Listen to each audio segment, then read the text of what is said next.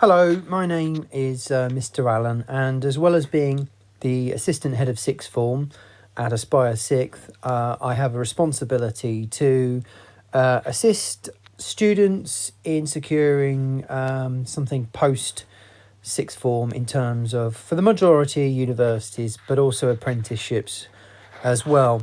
Now, normally I would deliver this presentation at a parents' information evening. For obvious reasons, I can't do that. Hence, this will be a virtual presentation. The PowerPoint here will be made available to you, so I won't speak in detail on every slide. Otherwise, I'll be speaking for an extremely long time. But essentially, this slide details the things I'm going to talk about in terms of how the school prepares your son or daughter for their eventual destination. So very briefly, these are the choices that are available, and you can see the top one there is a university education, which the majority of our students secure afterwards.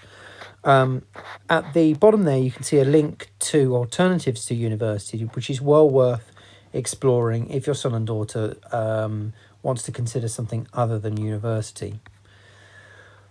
So the second most popular choice of our students is apprenticeships, and a minority achieve an apprenticeship, and that's because they are difficult to secure. So in March, I'm going to present some more specific information to the students about apprenticeships, but briefly here, these are two very important websites to find out more about apprenticeships. So UCAS.com at the top has some good apprenticeship advice, and the gov.uk website is really important because that's ultimately how students will find out more about apprenticeships and what's on offer. The bottom bullet point there is important because normally I bring in one of the big apprenticeship providers in the West Midlands into school to offer further advice and information. Hopefully that day can go ahead for current Year 12, possibly into Year 13. Ultimately, though, the majority of students pursue a university application through UCAS, and this briefly explains what UCAS is on this slide. By the end of Year 12, I should have on parent pay the £26 charge that UCAS pay for processing the university application. So one of the things we strongly recommend to our students is that even if their primary aim is an apprenticeship, we ask them to also apply to university through UCAS. And the bullet points here explain why we do that. We are quite concerned that apprenticeships are so competitive and there are so many applications for not very many posts, especially with the current economic environment. And as well as that, there are some unique characteristics that apprenticeships are looking to in students. And therefore, because everybody gets a university place, we strongly recommend that students apply to university as well as a backup. And they can simply, if they achieve their apprenticeship place, they can simply abandon the university place and take up their apprenticeship. Having said all of that, we don't put students off applying for an apprenticeship. We will support them. It's just being very, very mindful of the difficulties of securing an apprenticeship. So ultimately, the big question is why university? And this slide details some of the sort of character and lifestyle enhancements that a university degree can give to an individual, certainly at the top in terms of character and confidence, and at the bottom in terms of job prospects.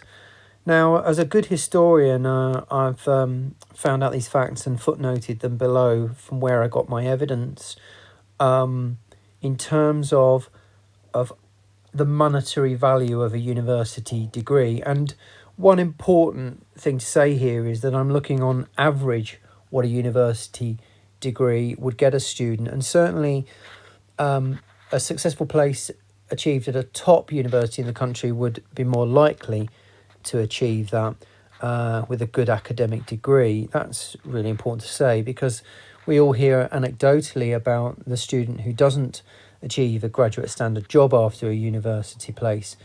And that's okay, but I'm thinking of the average. What on average would a student get? And certainly one of the things I will be doing is urging students to aim as high as possible in terms of an academic course at a good university, so that they got as much chance as possible of achieving a graduate standard job when they graduate. This is some brief information on the amount of providers there are in higher education in the UK. So this is where Year 12 are currently in terms of research. Now, lots of the things on this slide are things we would normally have done, but because of the current situation, the way I've done this is providing short sort of virtual video assemblies, explaining research, explaining supercurricular thinking, and ultimately I will continue to do that while the current situation lasts. Normally in February we would visit the University of Liverpool. That won't now go ahead, and so later on I'll talk about virtual university open days. But certainly where students should be at the moment is researching what course they want to study and where they might want to study it. And they'll start firming that up in the summer, and hopefully in the summer we can, as you can see from the penultimate bullet point there, hopefully in the summer we can visit the UCAS conference at the Birmingham NEC. Also at this time of year, summer school applications open, and I'm letting students know about those opportunities through the Google Classroom. They certainly can work well as an enhancement to their university UCAS application. Also, I just want to highlight the top bullet point there, the importance of what the universities call supercurricular thinking. So I've talked about the importance of reading to Year 12, again through the Google Classroom in terms of virtual assemblies, videos. They've also been given this booklet, an electronic booklet, a guide to the entire process of applying to university, and certainly they'll have access to that if you want to look at that. That was sent to them in November. In March, I intend to give a similar booklet for the apprenticeship students. So some questions here to think of in terms of research, which is, as I said, the situation they're in at the moment in terms of what subject, what university degree, thinking about the career path, the location, do they want to study at home? Extracurricular activities are important. The universities are great hotbeds of this. Some universities are brilliant for sporting clubs and so on, and so those are well worth thinking about. These are some really useful websites to do the research. UCAS.com at the top is a really good starting place. One thing I direct students to quite a lot is the website in the middle there, which is the Guardian League tables. What that allows you to do is to input a certain subject, and you'll find that whereas for all subjects it tends to be Oxford and Cambridge are the top two universities in the country, you will see that other subjects punch well above their weight, and it's well worth putting in those subjects to see which subjects come out really high in terms of sort of how well the subject is taught and so on at those universities. And then there'll be a link to the university website, and that means you can do some further research by clicking on that university website, potentially doing a virtual tour, and also finding out how the subject is taught, how much is weighted towards exams, how much is weighted towards coursework, and also thinking about where you would be living as well. So I do urge students to use the Guardian website as a sort of good starting place, as well as UCAS. And the bottom website is useful too as a forum for answering all sorts of questions. So the application itself is entirely online. Students choose a maximum of 5 choices. For the minority of students who want to do Oxford, Cambridge, they can only choose one of those. And for medicine style degrees, one of their 5 choices must be something that isn't medicine or veterinary school. And the reason for that is because those courses are so competitive. So typically what a medicine student would do is choose 4 medical schools, and the 5th would be sort of biomedical science as a backup. So we do urge early application. I'll show you some deadlines in a moment. We're finding that students who apply early are getting offers very, very soon. And another important point is the universities don't know the other 4 institutions or subjects you've applied to. So these are some deadlines. Very keen students are starting to approach me and say, I know my course, I know what universities I want to apply to. Can I start applying now? The answer to that is no, actually, but you can start writing your personal statement, of which more in a moment. But from May, the online application opens, and only from the September can those be sent. There's an external deadline for Oxford, Cambridge and medicine style degrees. And certainly in the summer term, I will be urging those students to be getting on with their applications so that the process can be finished in time. For everybody else, we have an internal school deadline of the first Friday in November. As I said earlier, early applications seem to get lots and lots of offers, so we're really keen on making sure that things run really efficiently. And certainly I find that our students are very good for this. And as you'll see, the external deadline is 15th of January 2022. That's what they say they're the equal consideration application deadline. That's the external deadline. And we don't want students applying at the last minute because inevitably their applications are not as high quality. There's a couple of other deadlines there which are basically related to how you can change your application if you need to. By May 2022, students have to decide their firm and insurance choices. And then if they get the results in the August, then they take up their firm choice. The application looks like this. Number 8 there, the referee details. We supply those details for students. The students have to ask a teacher to supply that reference, and the tutor then writes that reference up. Everything else there, the student has to put in themselves. The UCAS guide has lots of guidance on how to do those things with really specific things on number 7 there, the personal statement. So one of the most important things that I really stress to students is know your entry requirements. These can be quite complex, and the university websites will have this fairly clearly displayed. It will say entry requirements. And for courses, it's a sort of mixture, really. It tends to be the more prestigious courses are looking at grade requirements. What they're saying is 3 A's, 2 A's and a B and so on. Whereas less traditional universities ask for a UCAS points tariff. And that website there near the top is a link to the UCAS tariff. So you can see a grade B would be worth 40 points. Therefore, 120 points is 3 Bs or the equivalent. It's really important, that students know their predicted grades.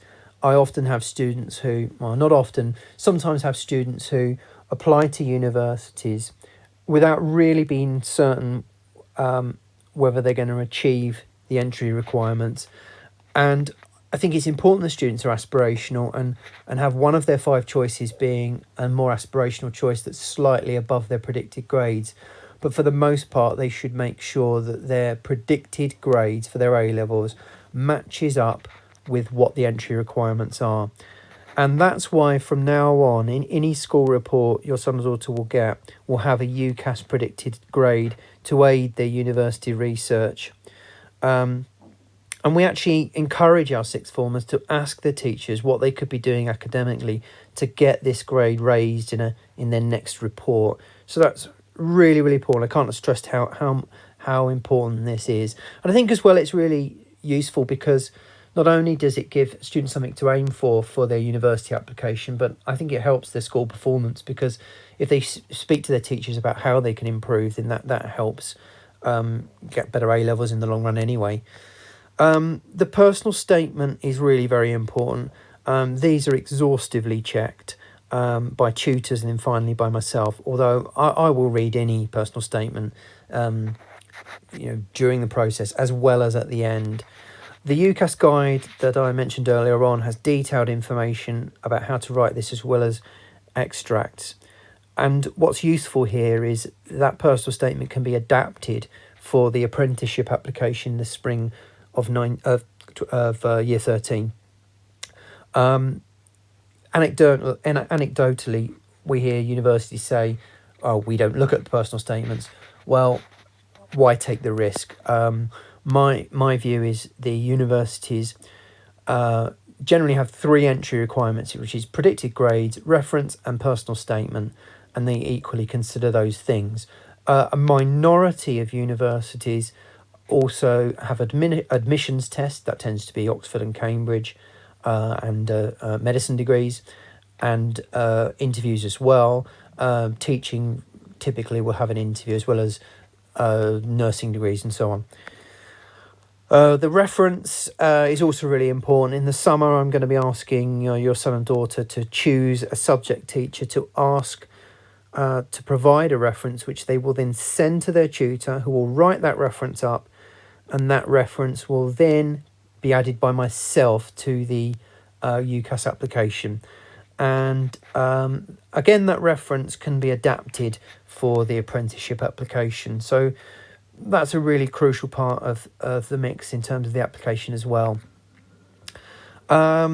UCAS is very useful because it allows students to track their application and follow the progress. So currently year 13 can see when they're getting offers from universities and can reply to their offers online. So this is a bit what track looks like when they log in.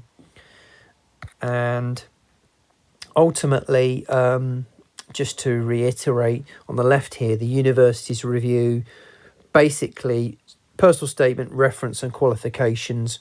The GCSEs are important. Our student who got into Oxford last year didn't have top draw GCSE results, so they are part of the mix, but they're not utterly crucial in the same way that A-level predicted grades are. Things like admissions test results, interviews, portfolios and auditions are for a minority of degrees that I mentioned earlier on. Universities are taking into account contextual factors a lot more than they used to. So if your son or daughter will be first generation university, for example, they will take that into account, because the universities, to charge the fees they do, have to show that they're bringing in students from non-traditional backgrounds. So we're seeing a lot of really brilliant offers that universities are making, and that's related to the fact that they are desperate for talent, and desperate for talent from non-traditional backgrounds.